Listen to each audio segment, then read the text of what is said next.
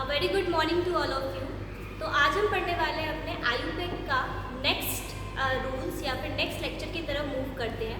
एक थोड़ा सा रिकैप लेते हैं और प्रीवियस लेक्चर में जो भी आपने नॉलेज ली उसमें थोड़ा सा देखते हैं आपने क्या क्या पढ़ा। अगर हम बात करें, सबसे पहले आपने आयुपेक नॉमेनक्लेचर में बेसिक्स के बारे में देखा था।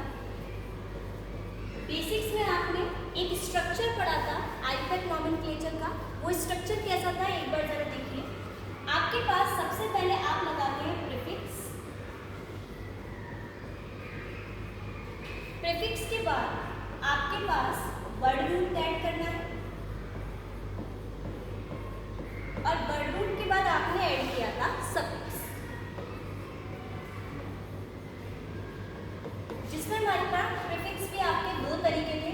अगर हम बात करें प्रीफिक्स दो तरीके के कौन से थे, एक आपका सेकेंडरी प्रीफिक्स था, एक आपका प्राइमरी प्रीफिक्स था। और अगर यही सफिक्स की बात करें तो ये भी आपके दो तरीके के थे, एक आपका प्राइमरी था and second one is your secondary suffix. Primary suffix में आपने already substituent cyclo word add करना था। सेकेंडरी सब्स्टिट्यूएंट में आपने सब्स्टिट्यूएंट के बारे में पढ़ा था। अगर यही बात करें सफिक्स के बारे में, तो सफिक्स में प्राइमरी में आपने लगाया था दैट इज योर इन, एन या फिर आयन, और सेकेंडरी में आपने लगाया था फंक्शनल ग्रुप के बारे में। ये हमने ऑलरेडी पढ़ चुके थे। इसके बाद आप पहला रूल पढ़ा था आपने, that is your first rule आपका था you have to select the longest chain. आपको सबसे पहले लॉन्गेस्ट चेन सेलेक्ट करनी थी। उसके बाद आप नंबरिंग कर रहे थे। नंबरिंग आपको वहां से करनी थी जहां पर आपका सब्स्टिट्यूएंट पास पर। ये रूल आपने सीख चुके थे। इसके बाद हमारे पास एक रूल नेक्स्ट आता है that is your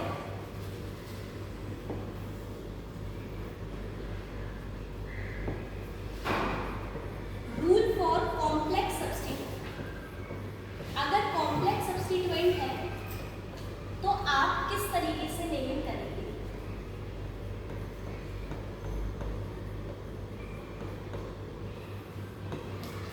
so for that सबसे पहले हमें ये जानना जरूरी है कि कॉम्प्लेक्स सब्स्टिट्यूएंट होता क्या है। अगर कॉम्प्लेक्स सब्स्टिट्यूएंट की बात करें तो जैसे मान लीजिए आपके पास कोई एक कार्बन की चेन है और इस कार्बन की चेन से दूसरी एक और कार्बन चेन अटैच है और इस कार्बन चेन में अलग से सब्स्टिट्यूएंट आपके जुड़े हुए हैं, तो ये आपके पास क्या है, this is your complex substituent की यहाँ पर आपको नेमिंग करनी है। जैसे आप मान लीजिए आपने क्या किया, यहाँ पर आपने सबसे पहले लॉन्गेस्ट चेन को सिलेक्ट करा। लॉन्गेस्ट चेन सिलेक्ट करेंगे तो क्या होगा, देखो सबसे पहले लॉन्गेस्ट चेन गिनो 1 2 3 4 5 6, क्योंकि आपके पास लॉन्गेस्ट चेन है तो यहाँ पर आप क्या करेंगे, इसको सिलेक्ट करें। इसके बाद सपोज करिए आपके पास क्या है, ठीक है, एक ये लॉन्गेस्ट चेन है। अगर हम यहाँ से गिने तो हमारे पास एक और लॉन्गेस्ट चेन है दैट इज योर 1 2 3 4 5 6, और मान लीजिए एक कार्बन मैंने और ऐड किया, तो this is your 7 carbon chain. और यहाँ पर हम इस लॉन्गेस्ट चेन को सिलेक्ट करें, ठीक है। अब आप देखो ध्यान से, तो यहाँ पर हमारे पास एक सब्स्टिट्यूएंट ऐड हुआ है, लेकिन इस सब्स्टिट्यूएंट में जब भी आप नेमिंग करेंगे तो क्या होगा, जैसे मान लीजिए आपने ये जो कार्बन है, इस कार्बन पर जब आप आगे चलेंगे तो ये वाली चेन को ऐड नंबरिंग देंगे 1 2 3, ठीक है। अब इस 1 2 3 वाली कार्बन चेन से नेक्स्ट सब्स्टिट्यूएंट और जुड़ेगा, तो उसको नंबरिंग देने के लिए आपको दोबारा से सब्स्टिट्यूएंट लगाने पड़ेंगे, तो वो क्या वर्क करेगा एज योर कॉम्प्लेक्स सब्स्टिट्यूएंट। तो यहाँ पर आप नेमिंग किस तरीके से करेंगे, देखिए फर्स्ट ऑफ ऑल एक बार इसको हम दोबारा ड्रॉ कर लेते हैं जिससे कि इजीली आप इसे समझ पाए। 7 कार्बन की चेन थी, 1 2 3 4 5 6 7, एंड सपोज यहाँ पर आपके पास एक कार्बन चेन और जुड़े।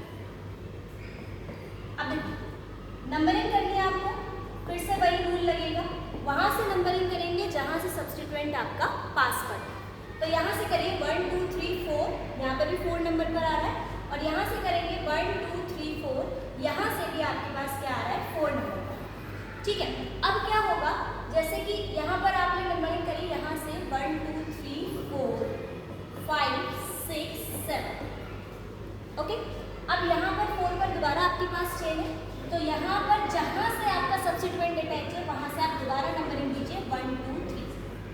ओके, और ये हमारा क्या है, this is again your substitute. तो कैसे नंबरिंग दोगे, जिस मेन कार्बन की चेन से आपका नेक्स्ट चेन जुड़ी हुई है वहाँ पर आप 4 नंबर डालिए क्योंकि 4 से जुड़ी है, ठीक है। इसके बाद ये आपकी मेन चेन हुई और ये क्या है आपके पास सब्स्टिट्यूएंट। तो आप क्या करेंगे, इसको ब्रैकेट में डालेंगे क्योंकि आपकी कॉम्प्लेक्स सब्स्टिट्यूएंट की नेमिंग है। ब्रैकेट में आपको 1 2 3 कार्बन की चेन है और इससे जुड़ा हुआ है एक मिथाइल ग्रुप जो कि फर्स्ट पोजीशन पर है।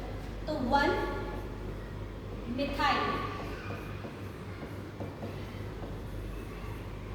और ये क्या है 3 कार्बन की चेन, तो ये भी आपकी क्या बनेगी, प्रोपाइल।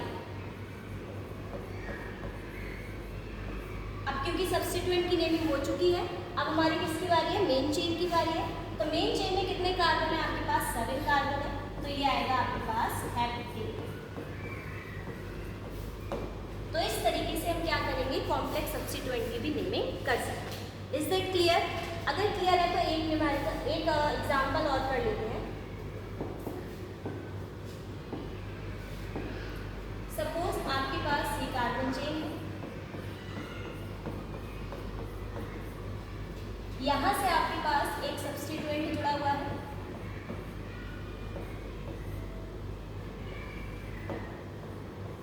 अब आपको करनी है इसकी नेमिंग। तो आप कैसे करोगे, देखिए सबसे पहले आपको मेन चेन सिलेक्ट करनी पड़ेगी। मेन चेन के लिए आपको क्या करना पड़ेगा, सबसे लॉन्गेस्ट चेन। तो लॉन्गेस्ट चेन आपको साफ साफ दिख रही है, 1 2 3 4 5 6 7, 1 2 3 4 5 6 7, एक कार्बन और जोड़ देते हैं, तो ये आपकी मेन कार्बन की चेन, ठीक है। अब क्या होगा, नेमिंग आपको वहां से करनी है जहां से ये पास पड़े। तो पास कहां से पड़ेगा, 1 2 3 4 5, यहाँ से 5 नंबर पर आ रहा है, 1 2 3 4 5, यहाँ से भी 5 नंबर पर आ रहा है। तो आप नंबरिंग कहीं से भी कर सकते हैं। मान लीजिए मैंने यहाँ से करा 1 2 3 4 5 6 7 8 9, ठीक है। अब यहाँ पर दोबारा देखो एक और कॉम्प्लेक्स सब्स्टिट्यूएंट जुड़ा हुआ है, तो आप क्या करेंगे, इससे डायरेक्टली अटैच कार्बन को फर्स्ट नंबर दिया। तो यहाँ पर आपने इसको 1 नंबर दिया। अब चलना आपको सिंक्रोनाइज मैनर में, ऐसा नहीं कि तोड़कर आप कहीं से भी मूव कर लेंगे। तो 1 के बाद या तो इसे आप 2 दीजिए या इसे 2 दो या फिर इसे 2। मान लीजिए मैंने इसको 2 दिया, तो अब देखो ये आपके पास क्या है, 2 सब्स्टिट्यूएंट है, तो इनकी नेमिंग आप कैसे करेंगे, देखो ये कॉम्प्लेक्स सब्स्टिट्यूएंट है, तो आपके फर्स्ट पोजीशन पर 2 मिथाइल ग्रुप लगे हैं और ये किससे अटैच्ड है, 5th कार्बन से अटैच्ड है, तो 5। अब क्योंकि कॉम्प्लेक्स है तो ब्रैकेट में किया जाएगा, 1 और 1 डाइमिथाइल, तो 1 1 डाइमिथाइल,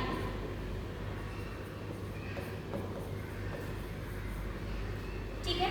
अब ये आपके पास क्या है, 2 कार्बन है, दिस इज योर इथाइल। अब कॉम्प्लेक्स सब्स्टिट्यूएंट खत्म हो चुका है, that is your main chain, और मेन चेन में आपके पास 9 कार्बन। अगर 9 कार्बन है तो आप डालेंगे 9।